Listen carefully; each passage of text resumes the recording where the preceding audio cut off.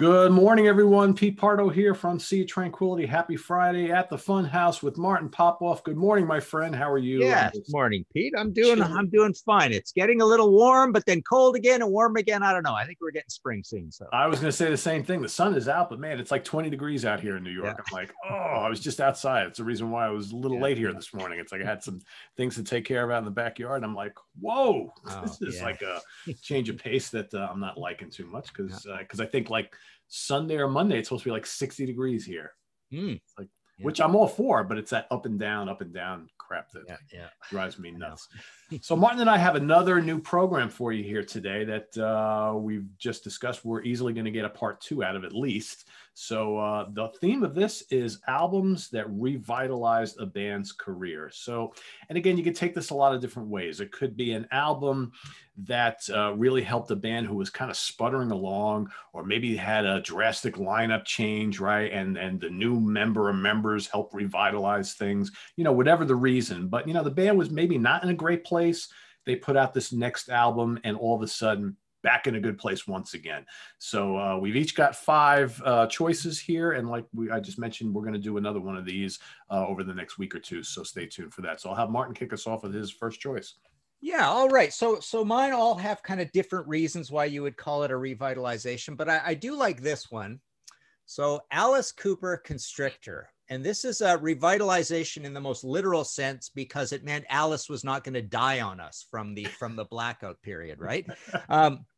It's been well documented through the movie. I worked on that movie with Banger Films. There was an Alice Cooper doc, and then I did a big Alice Cooper book, 140,000 words, and I think it's pretty much become public knowledge in that book as well. That Alice was going through like a cocaine into a crack speedball era with albums like this. This is what he now curtly calls his blackout period, right? Special Forces and Zipper Catches Skin and what else we got? Dada. Yeah. And then it kind of started with Flush the Fashion, but he also, besides the drug stuff, I mean, his weight was down to very, very little. Like he lost a lot of weight, so he almost died, kind of thing. But he sobered up and came back as hair metal, Kiss, early Alice Cooper, all the strengths of the ghoulish commercial version of Alice Cooper with the Constrictor album. It wasn't a big seller. It went gold in Canada. But like I say, this started a whole phase that goes through the likes of, where's our other one here? So the next one from the Kane Roberts era is this one, Raise Your Fist and Yell. So this is like heavy hair metal, the same kind of thing that Kiss did at the time, like good quality, well put together hair metal, but he was sober, he was revitalized, he got his weight back, and he became, the Alice Cooper en route to a platinum album and a gold album. So this was a good period for him. These 4 albums are kind of a suite of a certain version of Alice Cooper. And yeah, the music, like, we could almost do a whole episode on the bands from the 70s that went hair metal and had good success with it. Some of them didn't. Some of them didn't even try to do it. Alice Cooper is definitely one of these that did this. So there you go. Constrictor, not a big seller, but literally a revitalization of the guy himself.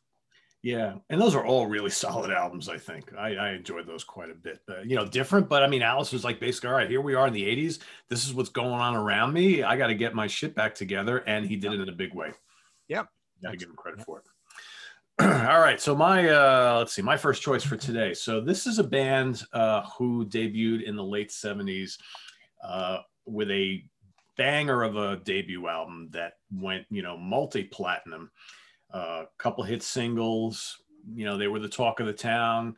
And then I'm talking about Toto, and then their second album, Hydra, their third album, Turn Back. Hydra was much more of an experimental, almost prog type of album. People were kind of taken aback, right? Turn Back, I thought I like both of these albums actually, but neither one did really big business. I think people were like expecting part 2 of that debut. That didn't really happen. Hydra, very adventurous. Turn Back, a little darker, still kind of commercial sounding, but not quite containing the big hits of the debut. So they kind of retooled themselves, and I think they got a lot of, record company pressure to say, hey, you guys we want another winner, right? So what did they do on their fourth album? They released Toto Four, which did tremendous business. And basically, the formula of the first album is kind of back on here. You've got those big hit singles, right, in Africa and Rosanna. You've got some funk and pop stuff. You got some rock stuff. You got the great instrumentation, the wonderful vocals and harmonies. And, all of a sudden, Toto are once again back in the public spotlight, the darling of the music world. Unfortunately, it didn't last, because this would prove to be their last really big album, and they found themselves almost in the exact same position following this one up as they did following up the debut. But I mean, this went triple platinum here and all around the world. I think if you look at like all the sales worldwide, this is like a 12 million copy album. All right, and Africa has proven to be one of those songs that has lasted for generations and generations. I mean, you got like 13-year-olds who walk around singing Africa today based on seeing it in commercials and other bands covering it and so on and so forth. But yeah, this brought them back to life seemingly from the dead. It's amazing how quickly that can happen in the music industry. So yeah, Toto Four. Yeah, and it's a good one in that it did give them their biggest song ever, sort of thing, right? Yeah. I mean, that song is a perennial, and that's kind of the theme of my next one here. And I don't have a copy of it to show up handy here. I forgot to pull this stuff out, but Scorpions with Crazy World. Now, this is an interesting one that is a very similar situation to the Toto thing on two counts. One, I'm going to talk a little bit about the hit single thing, but then it didn't last. Again, this is kind of what they call the last of the golden era. So what happened with Scorpions is they had, Blackout was big. Love at First Sting was triple platinum. Savage Amusement, the difficult album, it only went platinum, didn't really have any hits on it. They're making their way through the 80s as a pretty successful band, but, it wasn't a well-reviewed album either, produced by Dieter Dierks. But Crazy World, so what happens in between? This is kind of interesting. So in between, the Berlin Wall comes down. That's November 9th, 89. Crazy World comes out November 6th, 1990. So about 1 year later, right? And I was just talking to Pete Agnew from Nazareth, and he said something pretty interesting. He said, for rock and roll bands that do business in Europe, this was a big, there's rock before the Berlin Wall came down and rock after the Berlin Wall came down. And he said for a band like Nazareth, and it probably goes for the likes of Uriah Heep and a number of these bands, Deep Purple, the Berlin Wall coming down opened the door for so much business, right? For these bands, they played a lot in the Eastern European countries and Russia and Ukraine and all over the place. So Scorpions, what happens here is just like Toto, they have their biggest hit ever, their perennial song in Wind of Change with the whistling. I hate that song. I really hate that song, but it is a big hit, right? And it's such a political song too. It's a massive, massive song. It's the biggest thing they would ever do. And the whole Eastern Bloc situation opened up for them as well, even more so than it had before. They're a German band, obviously, but just like it did for Nazareth. So this album comes out, and it actually goes double platinum in America, which floors me. I mean, I don't remember it having that much of a critical impact or an impact on history, but the thing went double platinum. So back from platinum up to double platinum, and that's the power of a hit single. But again, I think the big thing here is that it gave them their signature song for all time, and it opened up more business for them moving forward. And there was a residual effect, even though Face the Heat and Pure Instinct were not well-reviewed albums and quite horrendous in a number of ways. It still allowed them to get some gold records in some of these other countries. So there was a residual effect of this album. And this album's just a big world album, period. So there you go. Crazy, Crazy World. Yeah, I remember I saw the Scorpions on that tour, and they were selling out big arenas at the time. And I remember, and again, I'm with you. I don't like Winds of Change at all. And as soon as they played that song, all the lighters went on, and everybody's like totally getting into it. And I'm like, can we go play the zoo or something like that? It's like, yeah. All right. So my next one. All right. So this particular album, it's not really all about sales or anything like that, but it's about kind of bringing this artist really back into the spotlight. So I'm talking about Jeff Beck and Guitar Shop. So which came out in the late 80s, and actually 4 years. Beck was kind of known for taking a while in between albums, but it was 4 years since Flash. Flash did pretty good business, but to a lot of fans was kind of a disappointment because it was a really kind of poppy and funky type of album and not really like a guitar album, so to speak, considering all that came before in the 70s. So he had taken a little time away and came back with this album, which is basically a power trio. So it's Jeff Beck on guitar, Terry Bozzio on drums, and Tony Hymas on keyboards and various synthesizers. And this is all instrumental. Brought him a lot of attention. I mean, he won a Grammy Award for one of the tracks on here. And all of a sudden, everybody was talking about Jeff Beck once again in those guitar god terms, right? Which was kind of forgotten for a while. And I mean, look at the time period, the 80s. So all of a sudden, you got guys like, Van Halen and George Lynch and Warren DeMartini and Akira Takasaki, Yngwie Malmsteen, all these metal and hard rock guitar players. And all of a sudden, it's like almost like Jeff Beck kind of got forgotten, right? He's like the veteran, the old school guy who all of a sudden, nobody's hearing about. And he comes back with a really tasty, wonderful album full of great playing, but more importantly, very, very, very good songs. And then before you know it, he's out there opening up, co-headlining with Stevie Ray Vaughan on that really big tour, which, I mean, this whole album and that whole experience brought him back into the mainstream once again. So again, it's not like this was a massive seller. I think this went gold here in the States, which pretty good for an all instrumental album. And I think the previous album also went gold, but I don't think it's not like that he was ever a platinum seller for a lot of those instrumental albums. So, and most people, when you look back on it, this is a beloved album in his discography, which, spans, 50 some odd years. And it just totally brought him back and revitalized everything that was Jeff Beck. So that's my choice number 2. Yeah, and the conjunction of it all is the album with that Stevie Ray Vaughan tour. I saw him on that tour. They played a hockey arena, right? Yeah, Toronto, I saw him at Madison Square Garden. Yeah. It was great. Yeah, I can't remember if it was a bowl situation or not. I seem to remember, when they cut off half the arena. I think it might have been a bowl situation for that one, but it was pretty incredible seeing him in a hockey arena doing that, right? So yeah, yeah. All right, so my next choice is.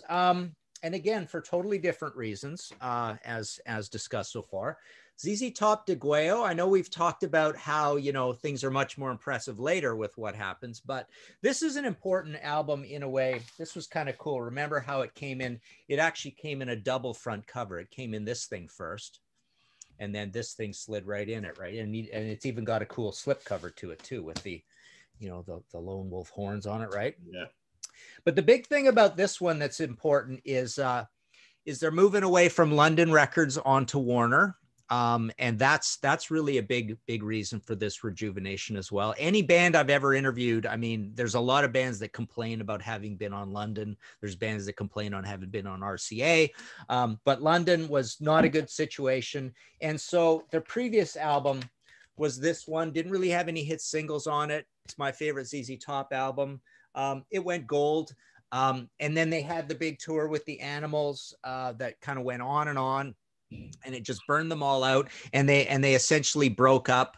Billy went off to Paris and London and was exploring all this different kind of music. The fascinating story is Dusty went and worked at the airport as a baggage handler. Right. And nobody knew who he was. He just hung out with the guys and threw baggage around. He said, I just needed to clear my head. And he'd go to the bar and hang out with the guys afterwards. So there was this long break. We go from 76 all the way up to 1979. But the amazing thing about it as well is it does go double platinum, right? I think it's double. Yeah. Gold. Yeah. Obviously diamond later for the big one. And then El Loco is gold as well. But this one is double platinum. And, it had, our band did She Loves My Automobile. I don't know why we picked that one, but it had hits that you heard on the radio all the time. A Fool for Your Stockings as a mellow one. I'm Bad, I'm Nationwide. Total classic rock radio staple. Their cover of I Thank You, classic rock radio staple. Manic Mechanic, I still hear that on the radio every once in a while. Low Down in the Street, you hear on the radio. Hi-Fi Mama, you even hear on the radio. Cheap Sunglasses is the biggest hit on it. My God, every song on this is a hit almost, right? Esther Be the One, only like Dust My Broom, maybe Low Down in the Street, and She Loves My Automobile are really the only ones I don't recall hearing repeatedly on the radio. So this was everybody's in love with ZZ again, and it's the other big thing that happens here is in that big long break, they grow the long beards.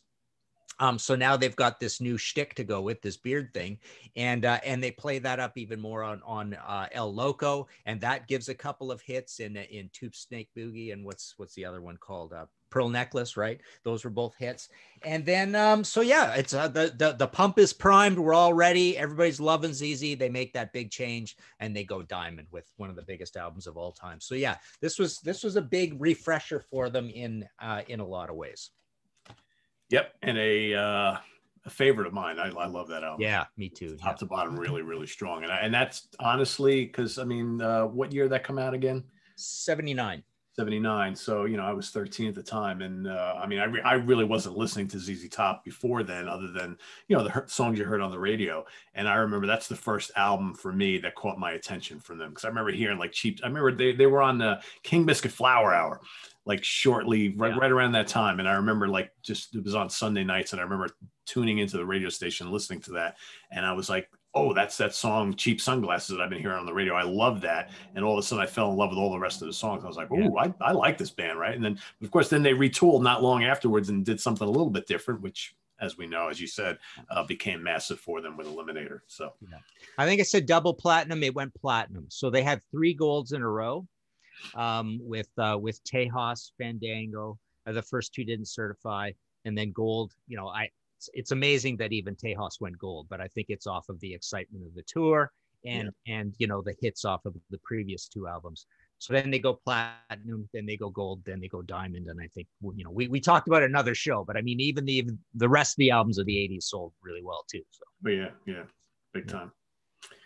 All right, so my next choice is Jethro Tull, Crest of a Knave. Right. So, this kind of, again, you talk about a band kind of sputtering around a little bit. So, of course, Tull was really big in the 70s. And when they moved into the 80s, again, a lot of synthesizers and all these different production styles and things coming into play. And all of a sudden here you got this band who, acoustic guitars and flutes and Hammond organs and hard rock guitars, all of a sudden now are in this new decade where it's not like that sort of thing is what the music public is looking for, right? So they released the A album, which was originally supposed to be an Ian Anderson solo album. That's very futuristic, very synthesizer heavy album, but a good album. Didn't really sell well. Then you got Broadsword and the Beast, which another very synth heavy album, but still, one that the fans like quite a bit. Didn't really set the world on fire. And then you had the almost all synth album Under Wraps, which is, if you talk to most Jethro Tull fans, they cite that as one of their worst albums. It's just, all really short songs, very futuristic sounding, loads of synths, almost no flute or acoustic guitar, not even a lot of guitar, to be honest with you. So all of a sudden you got Tull kind of like, here we are in the mid 80s. And audience is kind of drying up a little bit. So what they did was in 1987 came out with the Crest of a Knave album, which kind of got them back to basics a little bit. All right. And heavily, at least to my ears, but I've talked to other people who feel the same way. Dire Straits is very big around this time. All of a sudden you got Ian sounding a little bit like Mark Knopfler on this album. You got Martin Barr getting in some Dire Straits-ish tones on the guitar. But again, the return of, you got some acoustic guitar in here, you got some epic pieces, you got lots of atmosphere, keyboards, flutes. Steel Monkey was the big hard rock song in here. Farm on the Freeway, beloved Tull song to this day. You got Budapest, another epic track. You got Jump Starts, good rocker. She said she was a dancer, more melodic song. A couple other really good tracks on here. And it's a pretty rocking album, I think. And it sold pretty well. All of a sudden the band back doing gold, right? Got a gold record here in various parts of the world, touring once again in bigger places. But the ironic thing about this whole story is that all of a sudden the Grammy committee decided that, they were going to jump back on the Tull bandwagon, and they decided to, and this is the bizarre thing about this situation, they decided they wanted to do a heavy metal Grammy award, right? So 2 years after this album is released, Tull is up for a Grammy Award for Best Metal Album of 1989, alongside Metallica, who is the biggest thing on the planet at the time, and who winds up winning that award, but Jethro Tull, and the entire world is mystified. Never mind the fact that it's not a heavy metal album. Never mind the fact that they won it over the band that should have gotten it, right? Because the Metallica were doing bang up business, selling out arenas all over the place. And, the album that they released at the time should have won. But this album wasn't even released in the year that it was up for the award. I'm like, you're talking about a 2-year-old album. And it's like, it just makes no sense whatsoever. But not to diminish the impact of this album, which this totally revitalized Tull once again in the eyes of the general public and with the critics as well, because the critics actually like this album. But again, didn't really last because their next album, Rock Island, is another one that's kind of cited by fans and critics as one of their weaker efforts, although I like it. But this Tull was doing big business once again when this thing came out. And then the Grammys, obviously didn't hurt that much. So, yeah, I remember there was a later quote. I don't know if it was Lars or whoever, but something to the effect of somebody was asking about them, and he said something like, "Yeah, we should be in good shape for a Grammy this year, and unless Jethro Tull puts out another album, right?" So, pretty funny, yeah. All right, my next choice is very pure to this theme. You couldn't get much purer and more crass and opportunistic and commercial and all that stuff and materialistic with this horrendous pile of crap album, Heart. Right.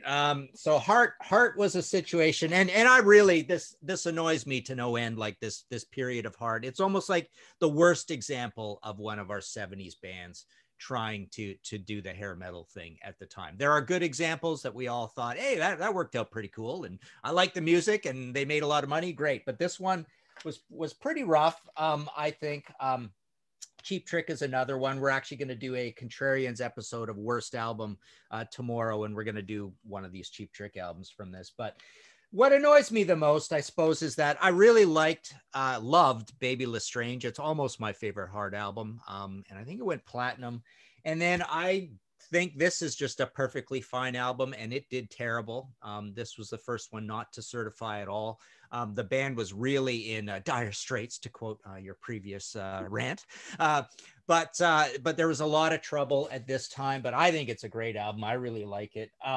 But I really like this album. I've always loved this album. And to me, this is a proto hair metal album that is just really good and well put together, and everything about it is great. And then it is essentially the same kind of music as this, yeah. But you couldn't have two more, contrasting, quality versus. And then the other thing that's crazy about this is, and I had to even check it on RIA again, this did not certify at all, which just blows my mind because there are hits on here. How Can I Refuse and Sleep Alone? And I remember Blue Guitar was played. Love Mistake is really cool on this. Maybe that wasn't a hit, but just Allies. I mean, this is chock full of great, early nascent hair metal, try to make commercial music, well put together professional stuff, right?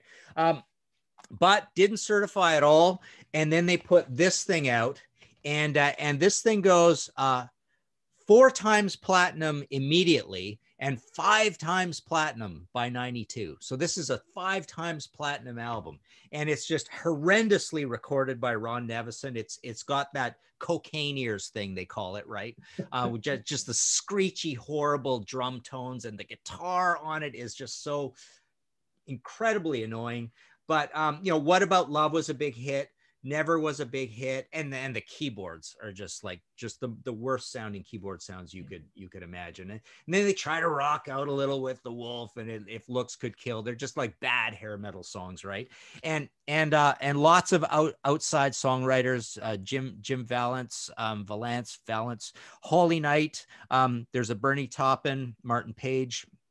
thing. There's a few that they wrote themselves, but usually even when they write themselves, it's in conjunction with other people. So you wonder, are they doing the weird, shuffling around the song credits thing, right? But massive album. And then so was this. Brigade was a massive album. They just had this successful period during this time with their worst records. And if you talk to them now, they realize those records are their worst records. They know that, right? They're smart. They have good taste, right? And the amazing thing about Heart is that their latest records, the comeback records creatively, are some of the greatest creatively comeback records of all time. So Heart has this gorgeous, amazing early period or 2 or 3, and then now they're an amazing band again, or now, depending on whether they exist now, right? But that middle period, awful. Yeah, I mean, I don't dislike any of those albums. I think they all have, a fair share of good stuff, but especially that. I mean, yeah, that album. I think some people forget just how big Heart were again when they released that album, Yeah. but definitely not their greatest artistic achievement by any means, But it made them a lot of money, and it got them back into the spotlight, and and I think it helped them kind of continue on with that career, because they weren't going in a trajectory that showed longevity, right? Yeah, unfortunately. And I just can't believe how perfectly commercial Passion Works is, and yet it's not certified. I forgot to mention, that's the other big thing about this situation. So it might have something to do with, that was the last one for Epic, and then they were on to Capitol. So Capitol, they must have got this deal, and Capitol obviously believed in them like crazy, but maybe relations had fallen apart to the point where there was not much promotion of Passion Works. But talk about just a stormbringer of a great commercial album Passion Works was. Yeah.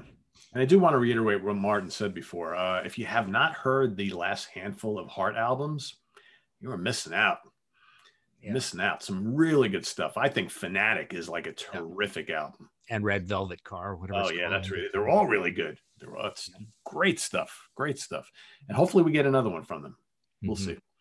It's been a weird couple of years for the Hart family. With the Wilson sisters. So hopefully everything is good there, and we'll see some stuff from them in the future. But anyway, all right, on to my next choice. So it's Deep Purple Burn. So this one's kind of a weird one, but I think it fits. So, and again, this pick is not all about sales, because Who Do We Think We Are, which is the album that came before, did pretty well for the band, right? But a lot of people look back on that album. I know a lot of people love it, but a lot of people, consider it a kind of a step down from Machine Head, Fireball, and In Rock. The band, obviously, Gillan and Blackmore not getting along. There's all sorts of issues going there. You could see it in the tour that happened. If you look at any of the footage, that there's a rift there. Ian basically says, "I'm done here. I'm out." And then Glover's gone too. So the band decides to reconvene. They bring in an unknown singer named David Coverdale, as well as a bass player singer named Glenn Hughes from Trapeze. And they decide to retool. They release this album.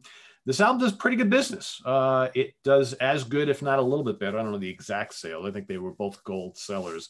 But this was well received by the fans, well received by the critics. And you talk about a band kind of down in the dumps. They lost their kind of iconic lead singer. They lost their bass player, who also wrote for them as well. And they got these two guys who, for the general public, are kind of unproven. And they released this pretty cracking album, right? The title track is a favorite of many. You got You Fool No One. You got Mistreated, Might Just Take Your Life, Sail Away, What's Going On Here. Pretty strong album. And all of a sudden the band are, like, especially here in North America, playing much bigger arenas. They got the big jet, right? The Deep Purple jet. They're superstars. I mean, almost to like Led Zeppelin style proportions for a couple of years, for about 2 or 3 years, maybe, during this tour, and then for Stormbringer. But of course, like we say, in almost every instance here, the big moments in the spotlight were kind of fleeting, because Richie Blackmore is all of a sudden disenchanted with the direction of the music. He announces he's leaving after Stormbringer. They bring in Tommy Bolin, and the rest is history. They released the very, very good Come Taste the Band album, but Bolin's got the heroin problem. Hughes has got the cocaine problem. The band is a mess. They disintegrate, and that's that for a few years. But this album got Deep Purple back on the map, and I honestly think that Purple were at their biggest, especially here during this era. And again, maybe the sales don't quite match that up, you know, because Machine Head was a big seller. Fireball sold well, but this, I think, catapulted them to, at least on the live circuit, okay, made them one of the biggest bands in the world at the time for a couple of years anyway. Yeah, California Jam, of course, as well. And the other big thing about it is, as you mentioned, it was a critical comeback.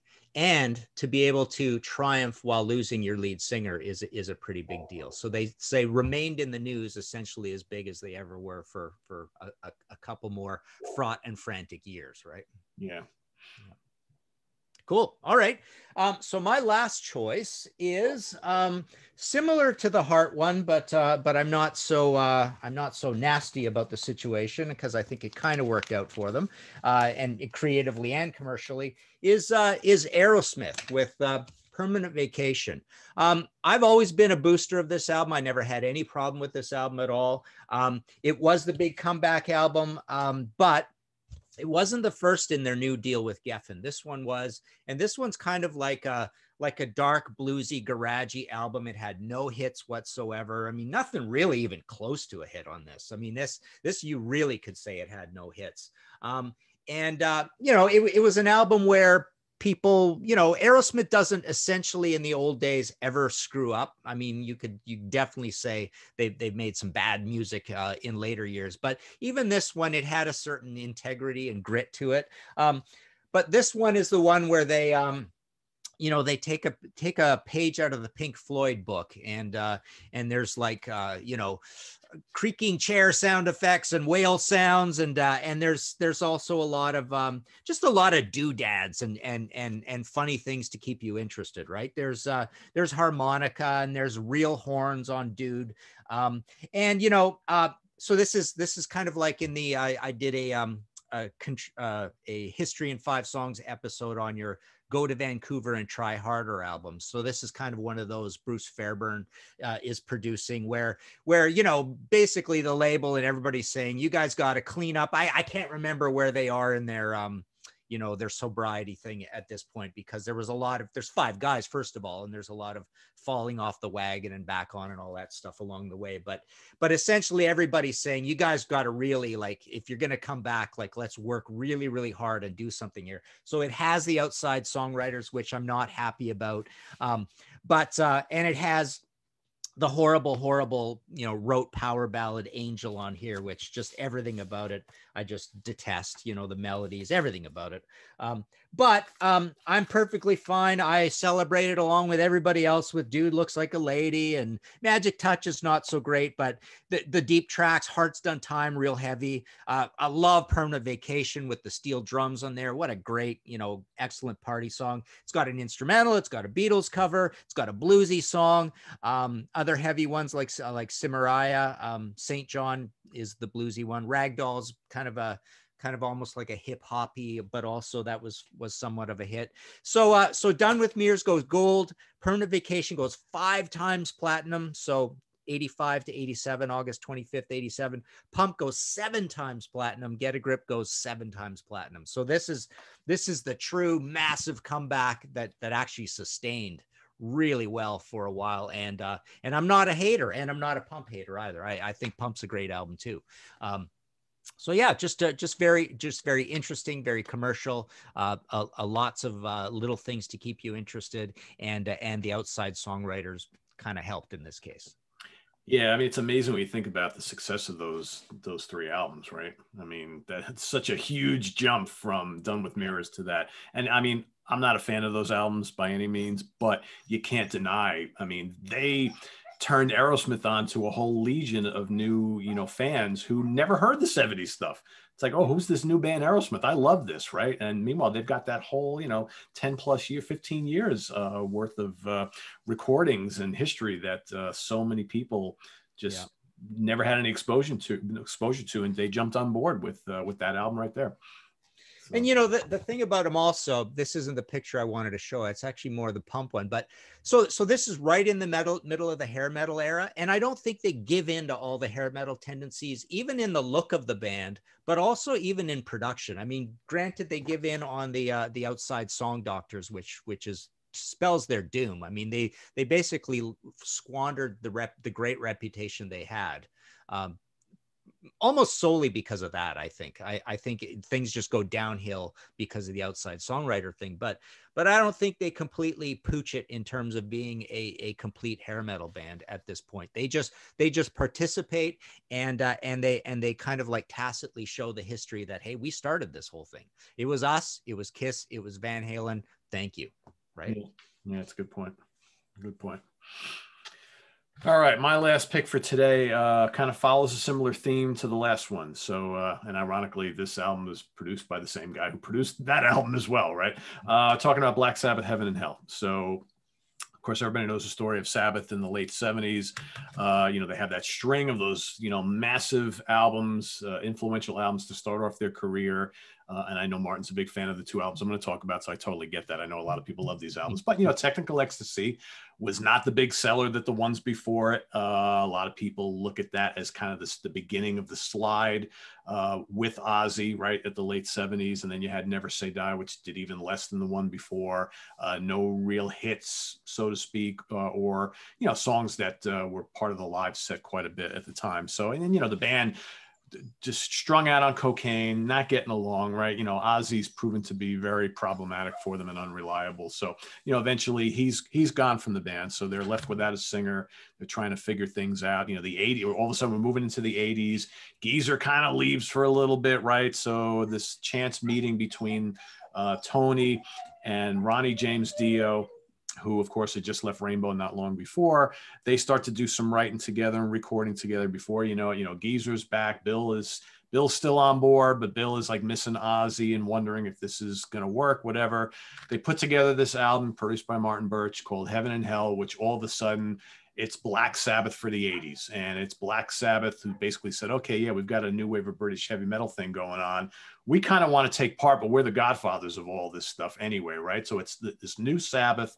It's fast, it's heavy, it's furious. Tony's doing really different style riffs and different type of guitar layers, different types of soloing. All right, you got totally different type of lyrics because you got, Ronnie is singing about all sorts of different things. Neon Nights, Children of the Sea, Lady Evil, Heaven and Hell, Wishing Well, Die Young, Walk Away, Lonely is the Word. It's just like, this is not your typical Black Sabbath album. But it really worked and it really resonated with a lot of people. And sure, you had folks who were like, well, it's not Black Sabbath without Ozzy. But I think that they opened up their music to a whole legion of new listeners with this album. And people all of a sudden are hey, that's the guy who was with Rainbow. I like them. This kind of works.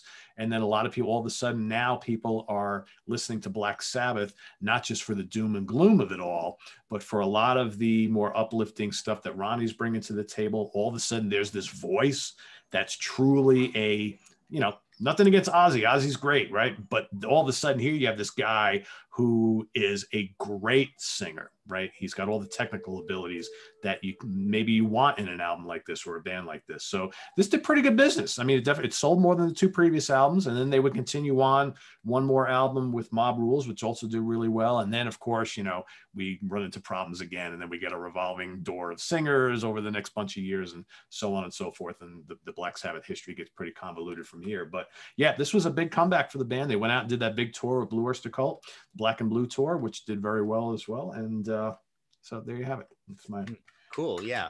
I hope there was maybe some producer confusion there. I hope I didn't say Martin Birch for Aerosmith. It's Bruce Fairbairn for Aerosmith. Oh, he did. Yeah, he did.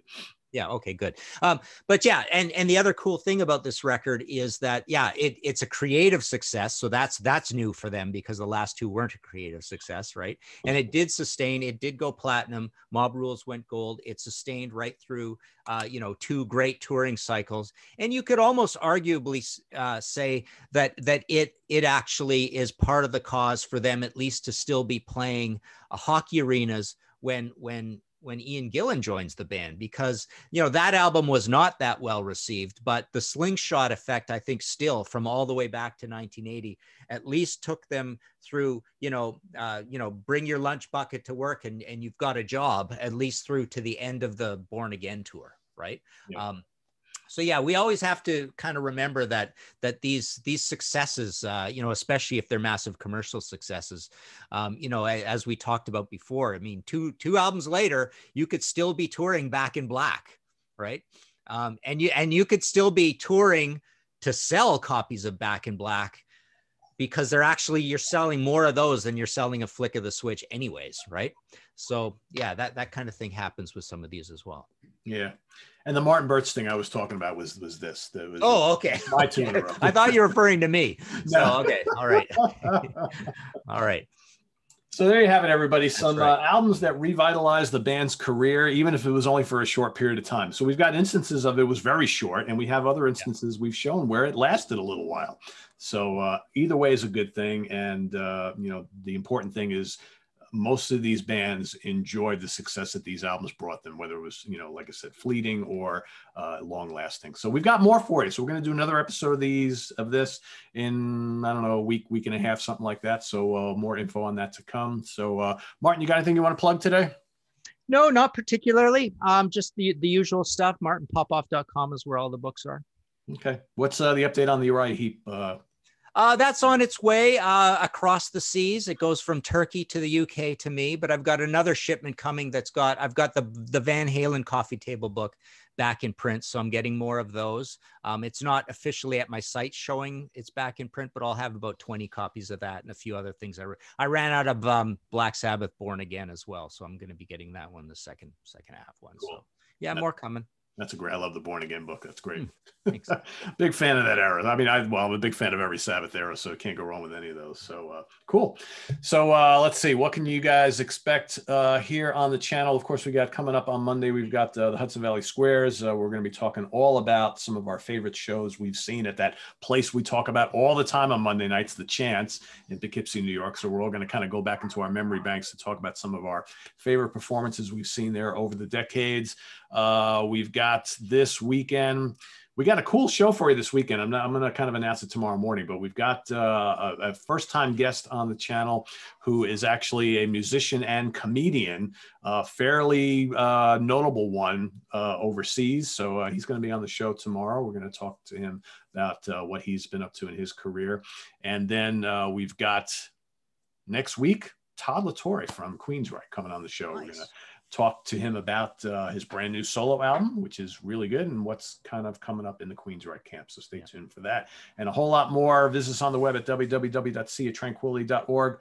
We're on Facebook, we're on Twitter. Of course, we're here on YouTube all the damn time. We'll see Martin a couple times next week as well, doing some part twos of some of these cool shows we've been doing. So stay tuned for that and a whole lot more. I am Pete Pardo for Martin Popoff. Good night, everybody.